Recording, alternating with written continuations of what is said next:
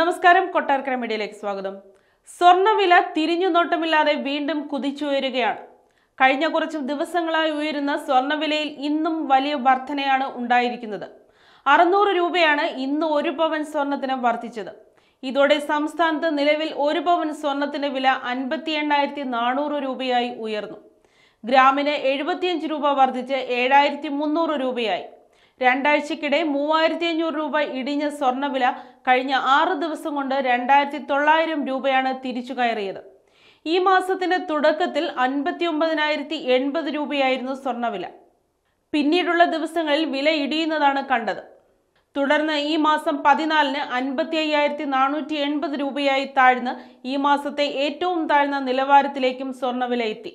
പിന്നീട് സ്വർണ്ണവില തിരിച്ചു കയറുന്നതാണ് ദൃശ്യമായത്. അന്താരാഷ്ട്ര വിപണിയിലെ ചലനങ്ങളാണ് സ്വർണ്ണവിലയിൽ പ്രതിഫലിക്കുന്നത്. സ്വർണ്ണവിലയിലെ കുതിപ്പിൽ റഷ്യ-യുക്രൈൻ യുദ്ധവും പ്രധാന ഘടകമെന്ന് റിപ്പോർട്ട്. കഴിഞ്ഞ ദിവസം റഷ്യ ആണവായുധ ഭീഷണി മുഴക്കിയത് ഈ സാഹചര്യത്തെ കൂടുതൽ കലുഷിതമാക്കിയിട്ടുണ്ട്. സംഘർഷം രൂക്ഷമാകുമെന്നാണ് റഷ്യയുടെ മുന്നറിയിപ്പ്. ട്രംപിന്റെ വിജയശേഷം ഉയർന്ന വില നിലവാരത്തിലെത്തിയ ഡോളറും കഴിഞ്ഞ ദിവസങ്ങളിൽ ദുർബലമായിരുന്നു. ഇതും സ്വർണത്തിന്റെ വില കൂടുന്നതിന് കാരണമായി.